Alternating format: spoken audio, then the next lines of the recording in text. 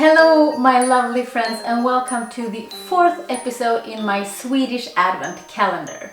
So today I'm going to talk about what I think is the most important thing during the Christmas celebrations. And that is how to have a mindful Christmas.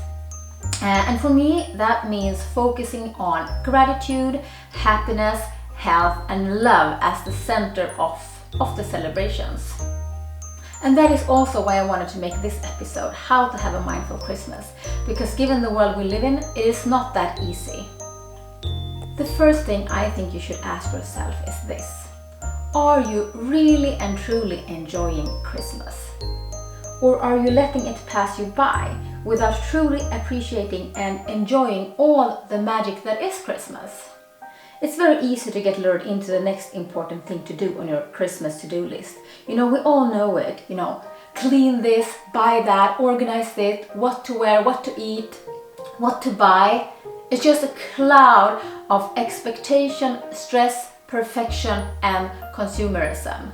Hence, you end up not being present in the moment and basically not enjoying Christmas at all. And maybe you can relate to something that I hear all around me, that Christmas is just not that magical anymore. And you end up saying to yourself that, Christmas is for the children after all. But the truth be told, you feel a sadness in your heart. The thing is, for you being able to really appreciate Christmas like you did when you were a child, you also need to experience Christmas like you did when you were a child.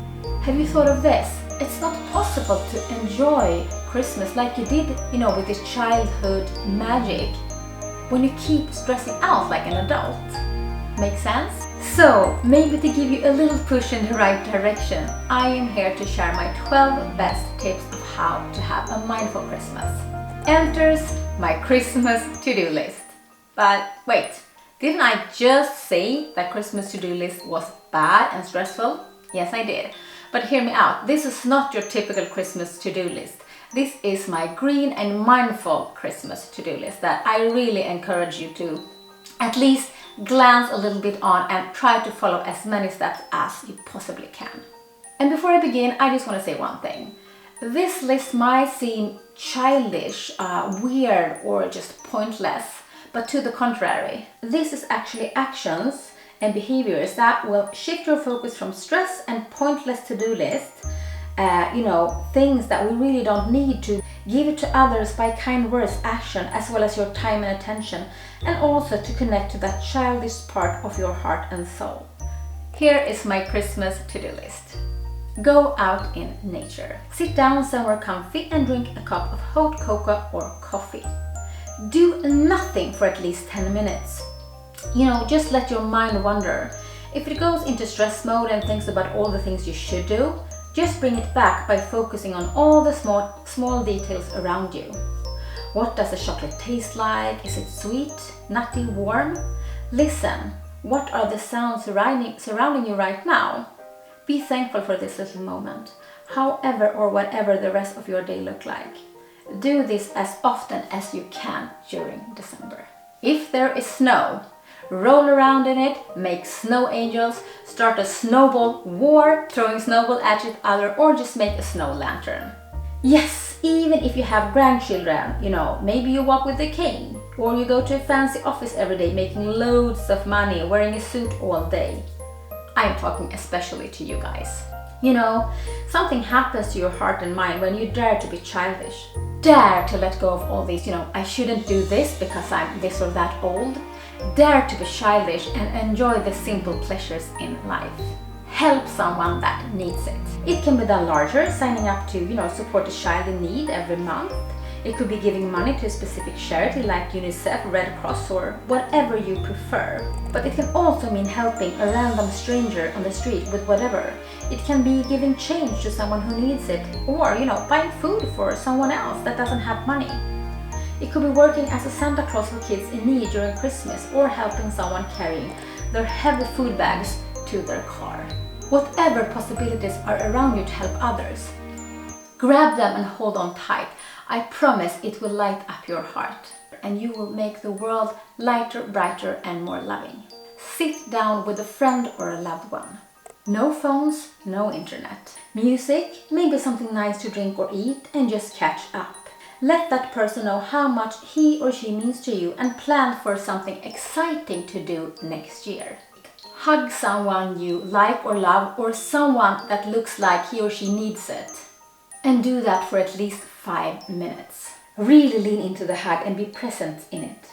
It is said that for a hug to set off a well-being hormone called oxytocin that affects your mood and well-being in a positive way, the hug needs to be at least 20 seconds long. Yes, 20 seconds.